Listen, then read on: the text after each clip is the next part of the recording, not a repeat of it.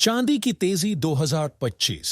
उत्साह, भ्रम और विवेक की परीक्षा। साल 2025 में चांदी ने जिस तरह से बाजार को चौंकाया है, वह किसी भी अनुभवी निवेशक के लिए भी साधारण घटना नहीं है। कुछ ही समय में चांदी की कीमतें $84 प्रति औंस के आसपास पहुंच गईं और फिर उतनी ही तेजी से मुनाफा वसूली के दबाव में नीचे भी आ गईं। यह उतार चढ़ाव किसी आकस्मिक घटना का परिणाम नहीं था, बल्कि चांदी के स्वभाव, बाजार की भावनाओं और वैश्विक आर्थिक संकेतों का सम्मिलित प्रभाव था। चांदी को समझने के लिए सबसे पहले उसके चरित्र को समझना जरूरी है। यह धातु न तो पूरी तरह सोने जैसी स्थिर है और न ही केवल एक औद्योगिक कमोडिटी। यह आंशिक रूप से मौद्रिक है और इसी कारण इसकी कीमतों में भावनाएं कहीं अधिक तेजी से हावी हो जाती हैं। इतिहास बताता है कि चांदी या तो निवेशकों को वर्षों तक थका देती है या फिर अचानक ऐसे झटके देती है कि वे घबरा कर बाहर निकल जाते हैं। 1980 के बाद लगभग 2 दशकों तक चांदी का ठहरा रहना और फिर अचानक बड़े उछाल इसी व्यवहार का प्रमाण है। 2025 की तेजी भी इसी क्रम की एक कड़ी है। इसमें वास्तविक मांग शामिल थी, औद्योगिक उपयोग, निवेशकों की दिलचस्पी और एशिया में भौतिक चांदी पर ऊंचे प्रीमियम। लेकिन इसके साथ ही अति उत्साह भी जुड़ गया। जैसे जैसे कीमतें ऊपर गईं, वैसे वैसे उन निवेशकों की संख्या बढ़ी जो सामान्यतः सतर्क रहते हैं, पर अब लीवरेज और विकल्पों जैसे जोखिमपूर्ण साधनों के बारे में पूछने लगे। बाजार के अनुभवी विश्लेषकों के लिए यह अपने आप में चेतावनी का संकेत था कि सुधार जल्द आ सकता है। इस चर्चा का एक अहम पहलू यह है कि चांदी को निवेश के रूप में कैसे देखा जाए। सोना आमतौर पर दीर्घकालिक सुरक्षा और स्थिरता का प्रतीक माना जाता है।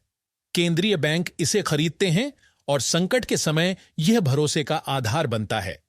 चांदी इसके विपरीत कहीं अधिक अस्थिर है। यह तेजी में सोने से बेहतर प्रदर्शन कर सकती है, लेकिन गिरावट में उतनी ही तेज चोट भी पहुंचा सकती है।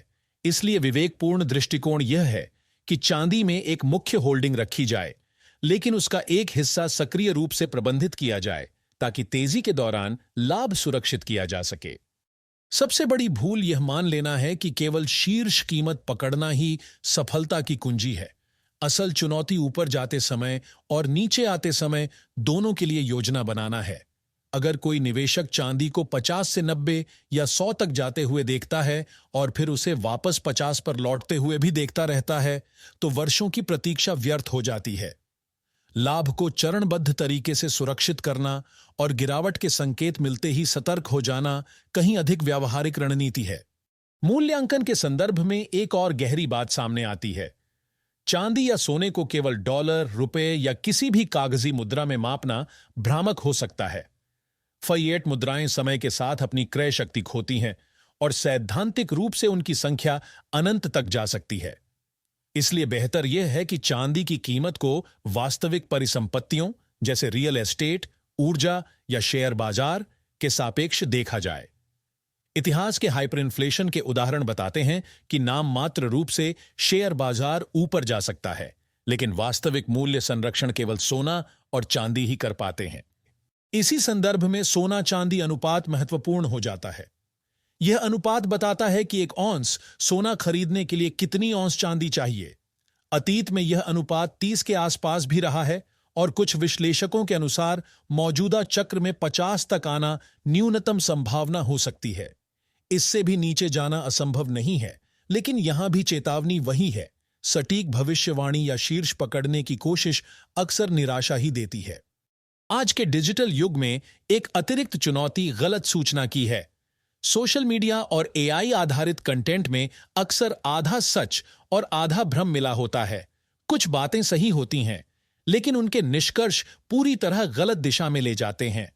दशकों से चांदी में रुचि रखने वाले निवेशक जब आखिरकार तेजी देखते हैं, तो वे हर सुर्खी को अंतिम संकेत मान लेते हैं। यही भावनात्मक निर्णय सबसे बड़ा जोखिम बन जाता है। बाजार की संरचना भी इस उतार चढ़ाव में भूमिका निभाती है। जब कीमतें बहुत तेजी से बढ़ती हैं, तो एक्सचेंज मार्जिन आवश्यकताओं को बढ़ा देते हैं। इससे अत्यधिक लीवरेज वाले खिलाड़ी बाहर हो जाते हैं और गिरावट तेज हो जाती है। यह प्रक्रिया नई नहीं है और न ही केवल चांदी तक सीमित है, लेकिन इसे अक्सर साजिश के रूप में देखा जाता है, जबकि यह बाजार का एक यांत्रिक पक्ष है। एशिया, विशेषकर शंघाई में भौतिक चांदी पर ऊंचे प्रीमियम ने भी खूब चर्चा बटोरी। पहली नजर में यह आपूर्ति संकट का संकेत लगता है, लेकिन वास्तविक आर्बिट्राज अवसर लंबे समय तक टिकते नहीं हैं। कई बार ये रिफाइनिंग बाधाओं, लॉजिस्टिक्स और पेपर बनाम फिजिकल बाजार के अंतर का परिणाम होता है, न कि वास्तविक कमी का। इसी तरह चीन द्वारा चांदी के निर्यात पर लाइसेंसिंग व्यवस्था लागू करने की खबरों को भी बढ़ा चढ़ाकर पेश किया गया। यह कोई निर्यात प्रतिबंध नहीं है, बल्कि निगरानी का एक प्रशासनिक कदम है।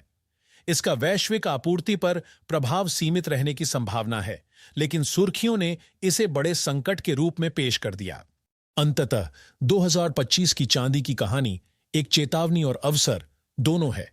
तेजी वास्तविक है, लेकिन उसमें भावनाएं और भ्रम भी जुड़े हैं।